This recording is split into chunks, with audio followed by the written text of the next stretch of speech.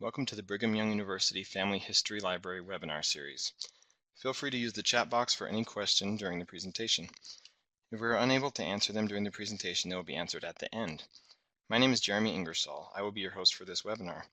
Today we will be pleased to hear from Ryan Lee, who will be giving a presentation titled Family History Resources in L. Tom Perry Special Collections. Ryan Lee is the curator of 19th century Mormon and Western manuscripts at BYU's L. Tom Perry Special Collections. He has held this position since September 2013. Prior to working at BYU, he was the metadata specialist and corporate records archivist at the LDS Church History Library from 2008 to 2013. He also worked as assistant archivist at Indiana University Archives in Bloomington, Indiana from 2006 to 2008. Ryan has received an Associate of Arts degree from Snow College in Ephraim, Utah, a Bachelor of Arts degree in American Studies and U.S. History from Utah State University, and a Master of Library Science degree with a specialization in Archives and Records Management from Indiana University.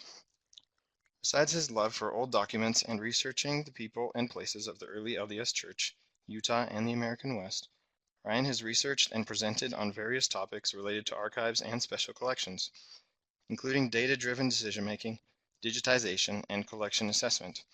He also has interests in primary source literacy and outreach, and enjoys the challenge of putting together exhibits. Ryan loves nothing more than helping people catch a glimpse of the power of historical records, whether it be for scholarly or personal and family history research. I'm now going to turn the time over to him.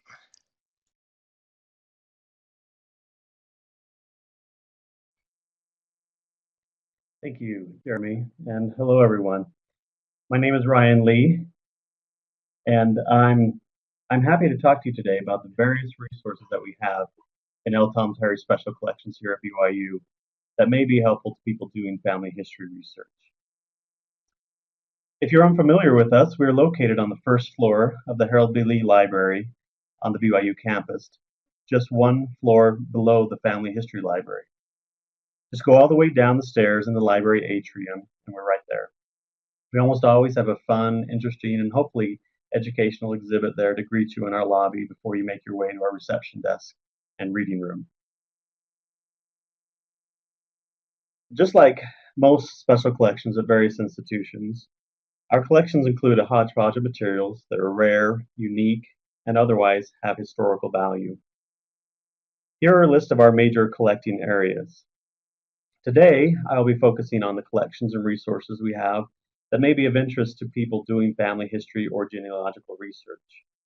While there may be some resources in the other areas, the collecting areas that have most of the family history resources can be found in our collections related to Mormonism, Utah, and the West, and our photograph collections, most of which also relate to Mormonism, Utah, and the West.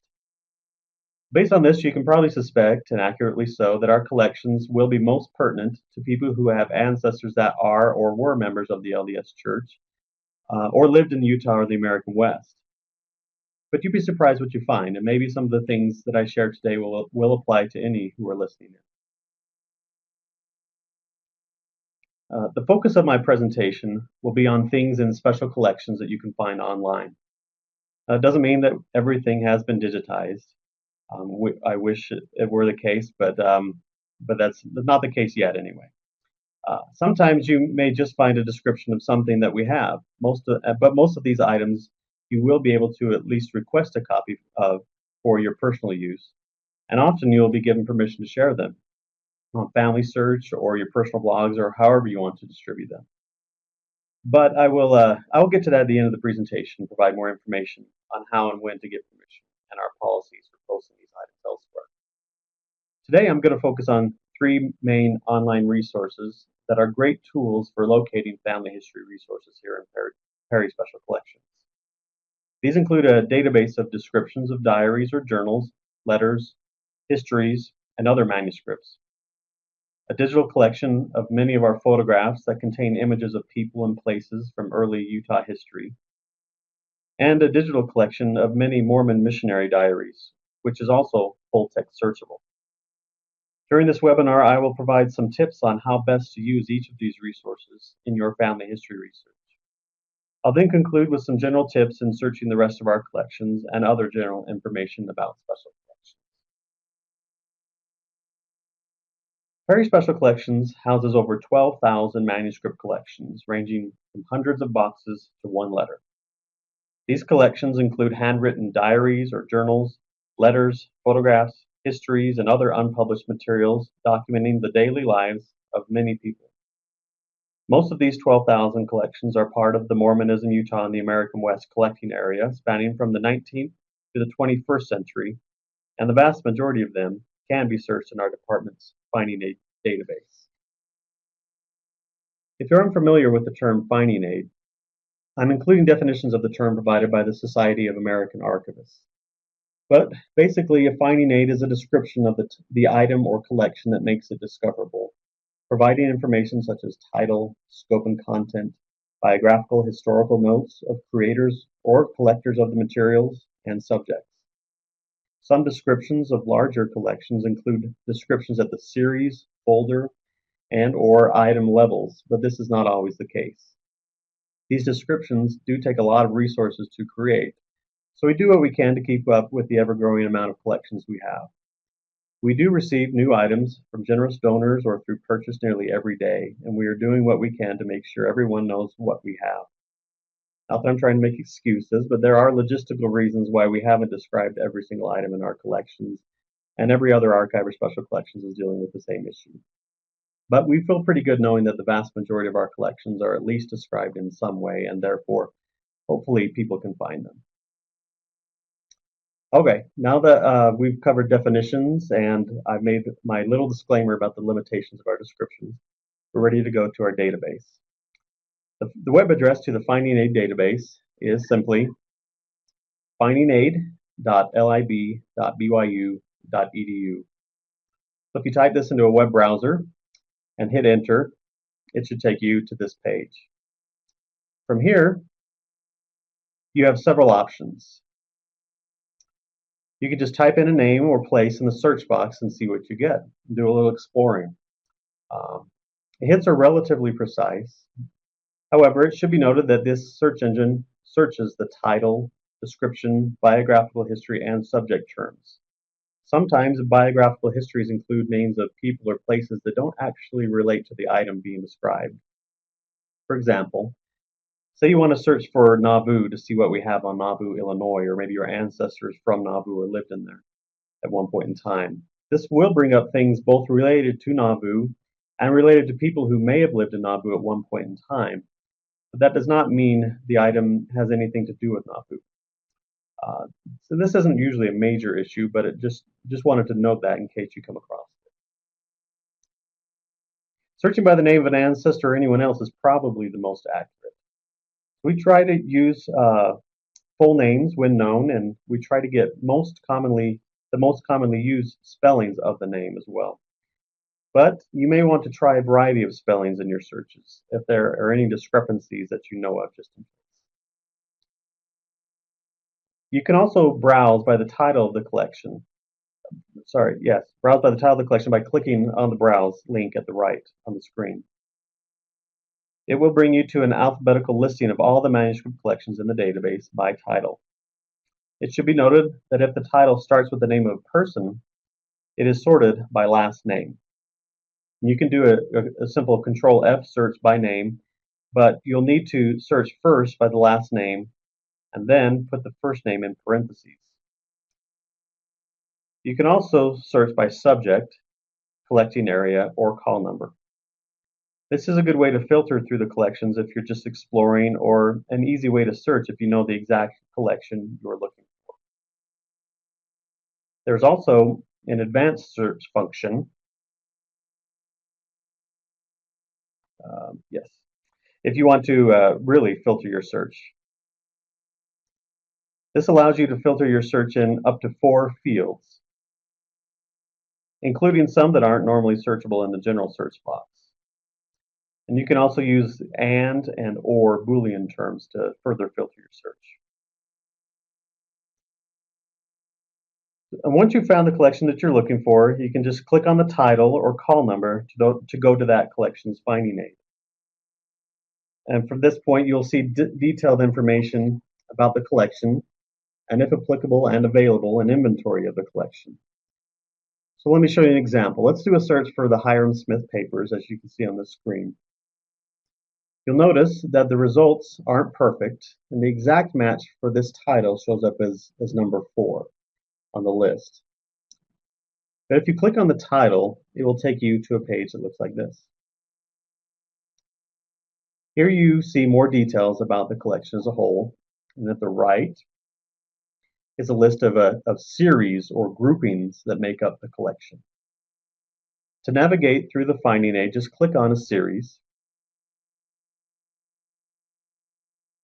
And if the finding aid has been described down to the file or item level, it will take you to a list of items that appear below. You can click on the title of the item to get more information. And if the item has been digitized, a thumbnail of the first page or cover of the item will appear above the description. And then clicking on that will take you to the digital copy. You can also get there just by clicking on the URL under the description of the item. If it hasn't been digitized, then you'll see a green button on the screen where you can request digitization. By clicking on this, it'll bring up a screen with a form that you'll fill out, and it sends an email to us, and our reference staff completes the request for a small fee. This is only available to things at the folder or item level. Just a reminder that the example I've shown here today is of a collection that has been described at the item level and has been digitized for the most part.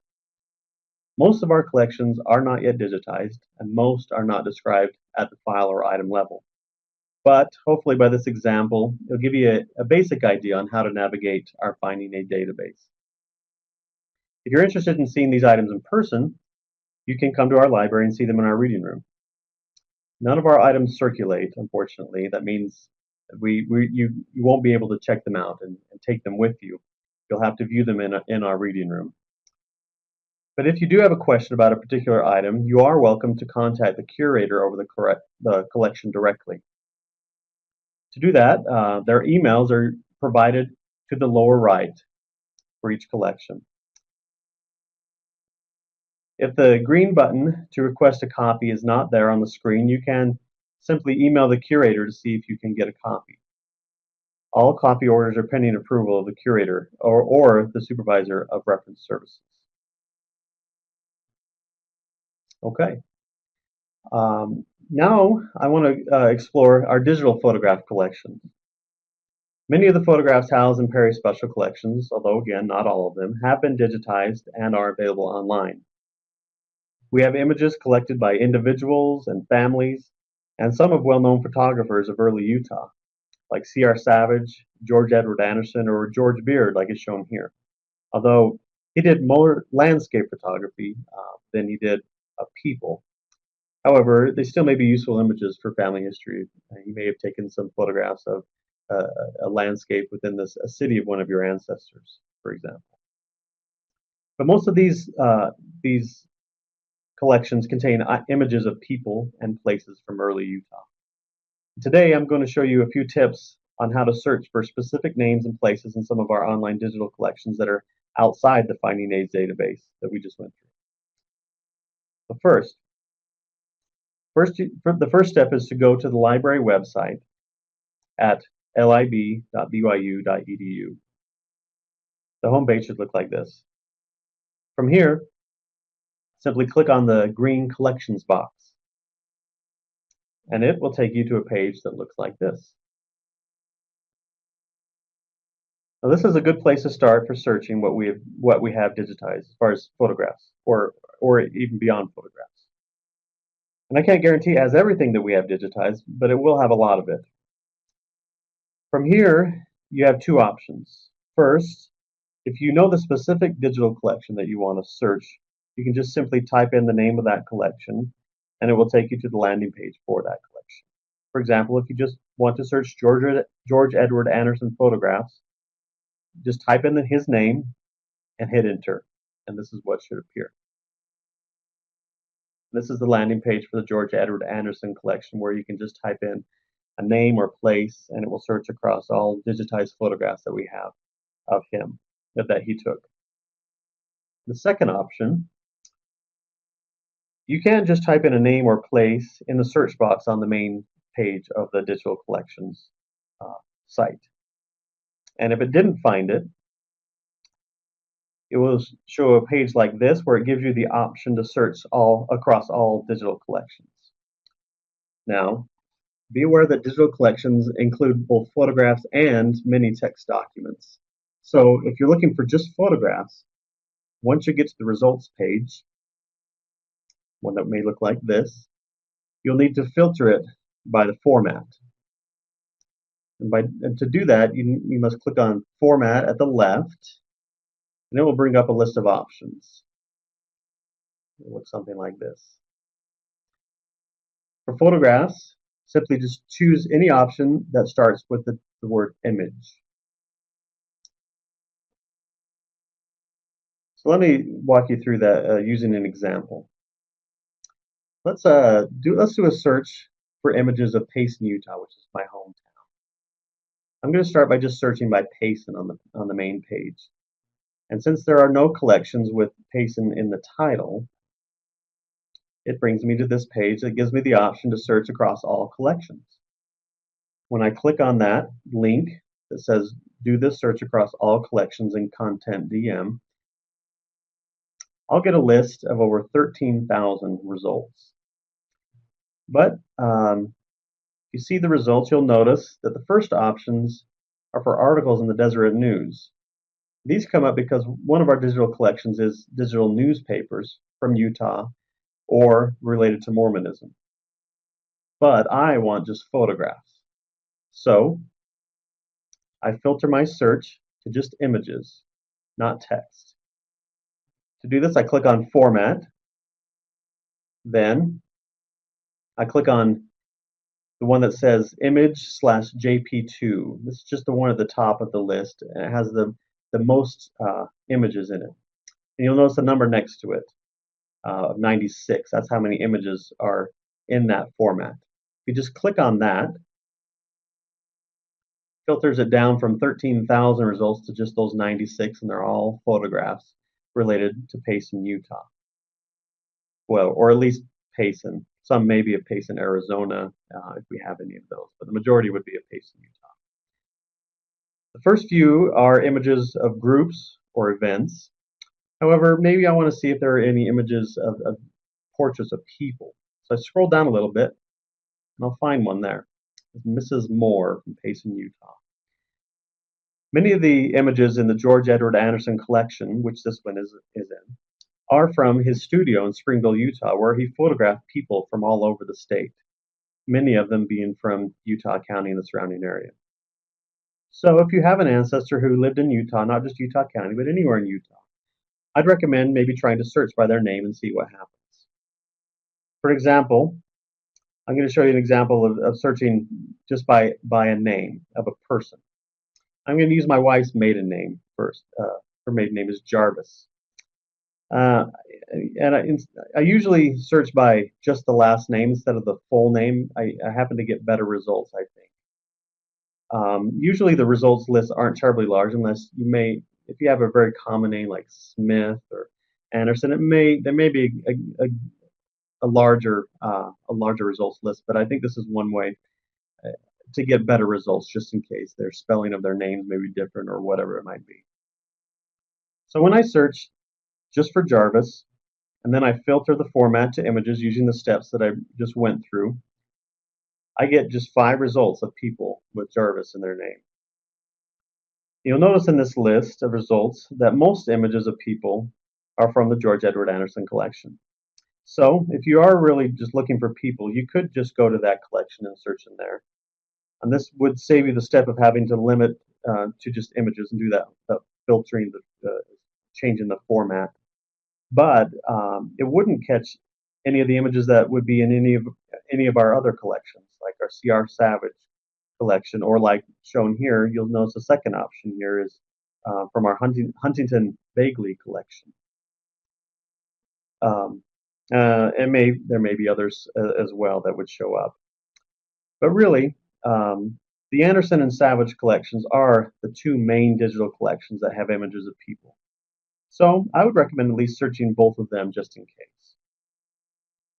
I should also note that there are many photographs embedded in our manuscript collections that have not yet been digitized and wouldn't show up in these digital collections. So if you strike out here, you're looking for an image of an ancestor or a place, and you strike out here, you may want to look in the Finding Names database as well, using the similar steps that I went through previously.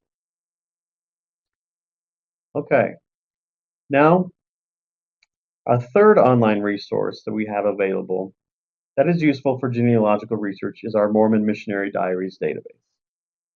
Now, at first you may think that this will only be useful if my ancestor or your ancestor's missionary diary is in this collection. And while this is a nice collection, it is not. It's far from extensive, far from comprehensive from all of our missionary diaries and any missionary that served. However, one powerful thing about this database is that it's full text searchable. So, if your ancestor was even mentioned in someone's diary, maybe the missionary who taught them the gospel or who associated with them in some way while serving a mission, you may find them mentioned here. And here are some simple steps in order to do that, to find out if you may have mention of the name of one of your ancestors in this database. But first, you go to the Mormon Missionary Diaries digital collection, just like we did the photographs. First, start off at lib.byu.edu, our library's main homepage, and click on the collections, the green collections box. Then you'll see this page again, and then just type in Mormon Missionary Diaries, and it should come up.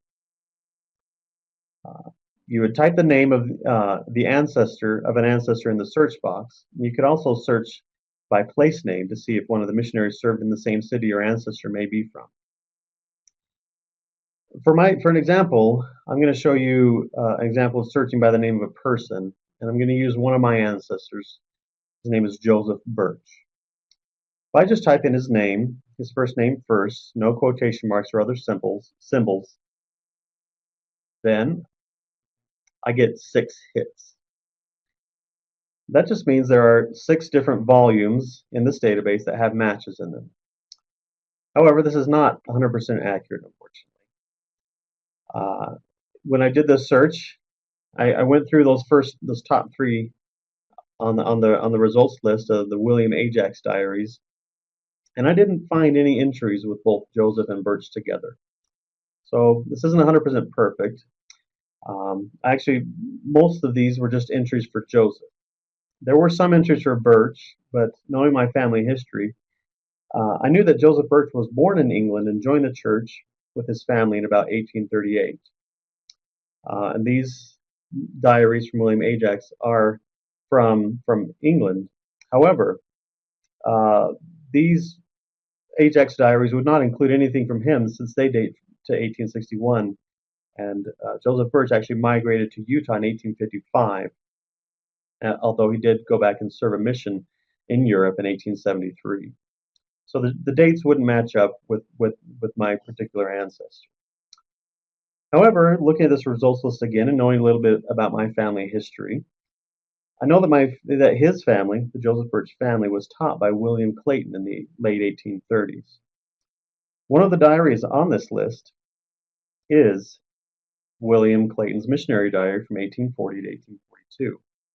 So there is a chance that he may mention Joseph Birch or his parents or family, since Joseph was only 13 or 14 when he was baptized in 1838. To find out if he or his family is mentioned in the diary, I can click on the thumbnail image or title of the diary, and then you'll see something like this. It should take you to the first page in that volume of the diary where there are matches to the names you're searching for. Just above the diary image, next to the Go button, red text will indicate how many matches of your search term have been found. On the other side of the Go button and search box are two tabs, one for image and one for text. If you click on text, it will show you a transcription of the page of the diary. Most of the diaries in the Mormon Missionary Diaries database have been transcribed. However, if you find a diary outside this database, it is not likely yet transcribed, although we are in the process of getting many of our digitized documents transcribed. Anyway, you will need to click on this to see the text highlighted where matches of the names you typed in appear. You can see here the two matches found. I'm not 100% sure if this is my ancestor, but I'm just excited I found a match, and that possibly William Clayton, the missionary who taught my ancestors, mentioned them in his diary. Now, there are a couple of ways to navigate to see the different matches. Probably the easiest is to use the arrows above the text window. In my example, I only have two, but this is actually looking for the two names together. But what if William Clayton only wrote Brother Birch or just Joseph, or otherwise didn't write his full name in his diary? To search for each name individually within the same volume, simply click on the Go button above the text window, and you'll most likely get more hits. Mine went from just 2 to 29. This is mostly because it is searching for Joseph by itself, which is a pretty common name, and William Clayton mentions Joseph Smith a lot in his diary since he was a secretary for the prophet. But I can navigate the pages using the arrows, and I will find a few entries where he mentions a sister Birch, which may be my ancestor's mom or sister. The other way to navigate is using the table of contents for the given name you are looking for. This is shown on the far right of the screen under the Contents tab. To see what pages these matches are found on, you may need to scroll down to find the first match. The page you are on will be highlighted in yellow, and each page with a match will be indicated by the number of matches in red. Anyway, those are the basic instructions for searching this database for names mentioned in diaries. I know this is kind of technical and requires a lot of steps, and it's not perfect, as I mentioned before. But hopefully it makes sense, and maybe you'll be lucky and find one of your ancestors mentioned in one of these diaries. It can really enrich your collections of sources for your family histories. Now, I mentioned earlier that I would talk a little about our policies for requesting copies for requesting copies. For the most part, you'll be able to get a copy of items in our collections, but there are some potential reasons why we won't be able to make copies. This includes items that are fragile or in too poor condition to copy. Items that are restricted by the donor or for having confidential or sacred information. Items that are items that include personal information such as social security numbers or other personal identification numbers, and possibly addresses and phone numbers of people still living. Things that are still under copyright, which includes most of our film collections, including papers of film directors or composers, most photographs and books published in or after 1923, and if someone is requesting a whole collection, although this one will depend on the collection and is usually at the discretion of the curator. Curators of photographs and film collections usually require their approval for making copies from their collections. But I'd suggest just making the request, and we'll handle determining if it can be copied or not, and we'll let you know if there are any issues. There are fees involved with copies, just like anywhere else. Our fees are pretty minimal compared to some special collections that are mostly there to pay for the cost of supplies and labor involved. Our usual fee for copy requests are 25 cents a page or $30 a folder, whichever is cheapest. Photocopies may include a shipping fee, so normally we default to digital scans unless you really want the physical photocopies. Digital scans are usually sent to you by email through a file sending service called Hightail. You get a link to the images or files you requested with 14 days to download it. You can download it up to 4 times during that time. If you want to get your images on disks or flash drives, we may be able to do that, but at an additional cost for the disk or drive and shipping. So email is really the cheapest and most convenient way to go. Once you have the images, you can put them on disks and drives as much as you want and share them with family and friends, as long as it is only for personal use and not being sold at cost. To make requests, you have a couple of options. If you're in the Finding A's database, as mentioned before, and you see the green Request a Digital Copy button, just click on that and fill out the form. We try to fill these requests within a week's time if possible, but it could take longer depending on the item. You can also email the curator of the collection or contact the Special Collections Reference Desk directly. I would suggest the latter because it will likely get processed faster. The reference desk does most of the work on this, and they will contact the curator for approval if needed. If the item is already online, you're free to download a copy for personal use. What is available is usually low to medium resolution, so to get a high resolution copy, you'll have to request that through us. And if you plan to publish anything from our collections, this will require additional permissions, forms, and fees. So please contact us early on about this if this is your intent, so this can be taken care of as soon as possible. Once you find something in our collections, one of your instincts will be to share it with your family, and we want to help with that as much as possible. Most of these items are meant to be shared, so as many people as possible can have access to them. If you get a digital copy of something or find something you want to share on Family Search or a family blog or wherever, we just ask you to do 2 things. First, ask for permission. While most items are okay to post, we always like to make sure before giving permission. We also like to know what is being posted and to see how our items are being used. We also ask that you attribute the item properly to L. Tom Perry Special Collections. This is important so people can know where the original of this item can be found, and if they want to cite it in a paper or publication or wherever else. You can use the call number, which can be helpful in locating the original, but it should be noted that these do, on very rare occasions, change, so just be aware. To conclude, I just want to show you some basic tips for searching the BYU Library website for family history resources.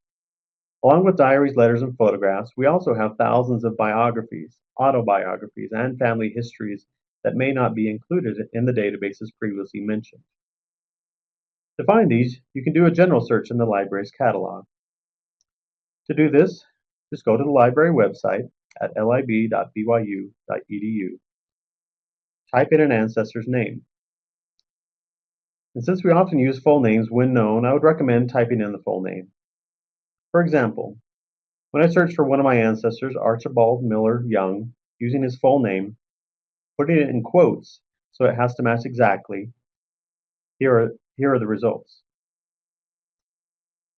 I got 2 results for his autobiography. If I don't use the quote marks, or the quotation marks, I get 9 results, but all but these 2 are not related to my ancestors. So in this case, I would recommend using quotes first. If the results you get aren't satisfactory, you can try without them. And to tell if the objects are in special collections, just look under Collections at the left. If the box is checked, this indicates the results list is only showing items from special collections. The number in parentheses indicates how many items in the list are in special collections. So go to the library website and explore our collections. Once you find what you're looking for, click on the title for more information. And if you want to come see the item in person, just write down the title and call number and come visit us. Again, we are on the first floor of the Lee Library at BYU, and here are our hours and contact information. You can even follow us on Facebook, Twitter, and Instagram for fun highlights from our collections and information on special events and exhibits. We hope to see you soon. Thank you for your time, and hopefully what I shared today will be of use to some of you out there in your family history research. Thank you. Thank you for joining us today. This webinar will be available to listen to on our website as well as on our YouTube channel.